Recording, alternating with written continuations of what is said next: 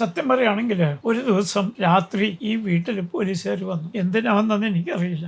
അപ്പോൾ എനിക്ക് ഭാഗ്യവശാൽ എനിക്ക് പരിചയമുള്ള പോലീസുകാർ അവർ പറഞ്ഞു, കണ്ണുകൊണ്ട് കാണിച്ചു, ഒന്നും പേടിക്കേണ്ടതെന്ന്. എന്നോട് പറഞ്ഞത് ഞങ്ങളുടെ കമ്മീഷണർ, അത് അവരുടെ സാധാരണ ഭാഷയാണ്, ശരിയെന്ന് പറഞ്ഞു. ആദ്യം സെൻട്രൽ പോലീസ് സ്റ്റേഷനിൽ കൊണ്ടുപോയി ഈ പിടിച്ചു കൊണ്ടുപോകുന്ന പോലീസുകാർക്ക് വരെ എന്തിനാണ് അവർ ചെയ്യുന്നതെന്നും എന്ത് ലക്ഷ്യത്തിലാണെന്നും ഏത് നിയമത്തിലാണെന്നും ഒന്നും അറിയില്ല. ഒരു ചടങ്ങ് നിർവഹിക്കുമ്പോൾ പക്ഷെ ഒന്ന് പറയാം, വളരെ മാന്യമായ പരമായി ഒരിക്കൽ പോലും ഒരു അപമര്യാദയായിട്ട് ഉണ്ടായില്ല. അത് കഴിഞ്ഞ് പിറ്റേ ദിവസം കാലത്ത് ചോദിച്ചു, ഞങ്ങളെ എന്തിനാ അറസ്റ്റ് ചെയ്തിരിക്കണേ, ഞങ്ങളെ വിയൂർക്കോ അല്ലെങ്കിൽ പൂജപ്പുരയിലേക്കോ? ഇല്ല, അതൊന്നും സാധ്യതയില്ല.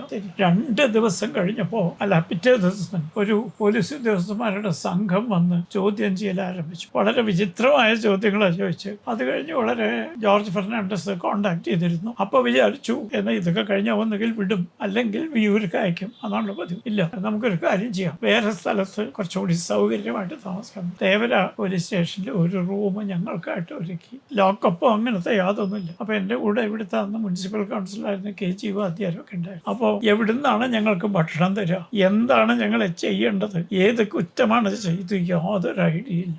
വളരെ വിചിത്രമായ നടപടി. അറസ്റ്റ് ചെയ്യാൻ പറഞ്ഞു, അറസ്റ്റ് ചെയ്തു. അവിടെ ചോദ്യങ്ങളൊന്നും ഉണ്ടല്ലോ, അവിടെ സമാധാനമായിട്ട് ഇരുന്നു.